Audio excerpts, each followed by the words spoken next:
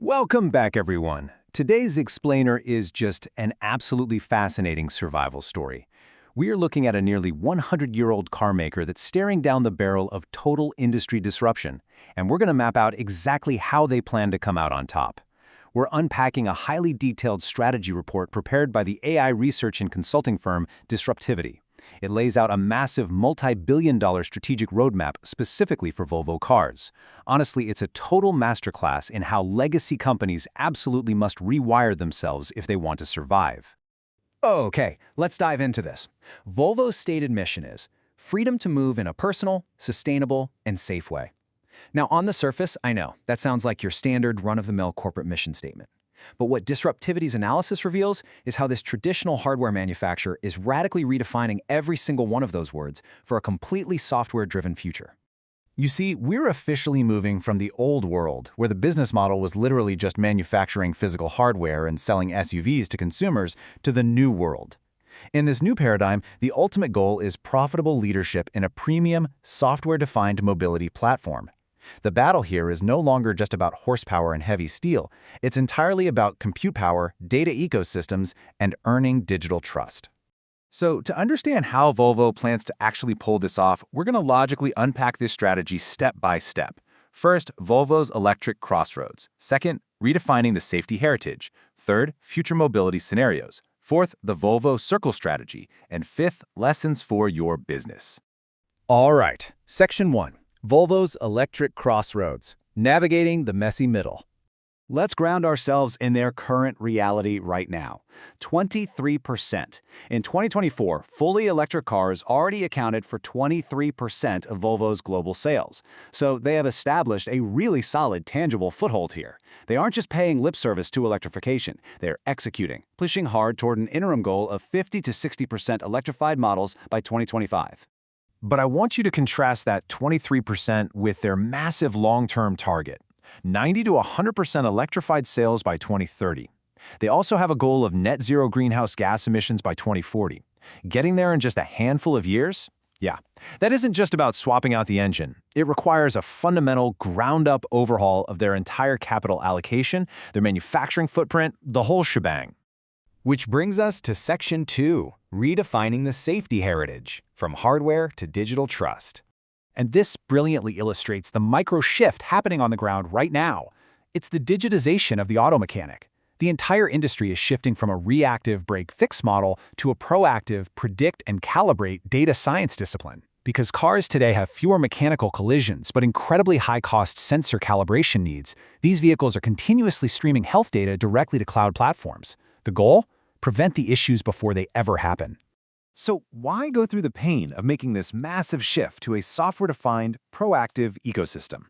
It's all because of this target, right here, an EBIT margin of 7 to 8% by 2026. By moving away from one-off transactional sales and deeply integrating software, features on demand, and recurring service relationships, Volvo aims to unlock a level of structural profitability that literally just isn't possible in a traditional hardware-only business. Okay, Section 3, future mobility scenarios. We are visualizing the 2030s now. Here, the Disruptivity report really pushes past those immediate targets and maps out some wild future shock paradigms of transportation.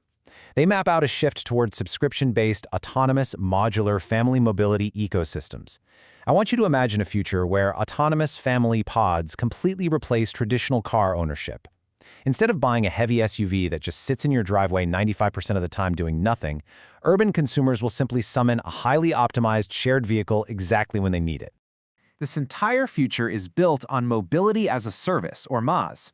It is a fundamental shift from selling a depreciating asset to providing a recurring mobility subscription. For an automaker like Volvo, this is absolutely the holy grail. It transforms the revenue from being lumpy, cyclical, and totally dependent on razor-thin hardware margins to being predictable, compounding, and highly profitable. Now, what's really interesting about this slide is that Disruptive maps out an even further accelerated scenario. They call it the machine economy. This is where the Internet of Value physically merges with the durable goods around us. It's driven by financial twins.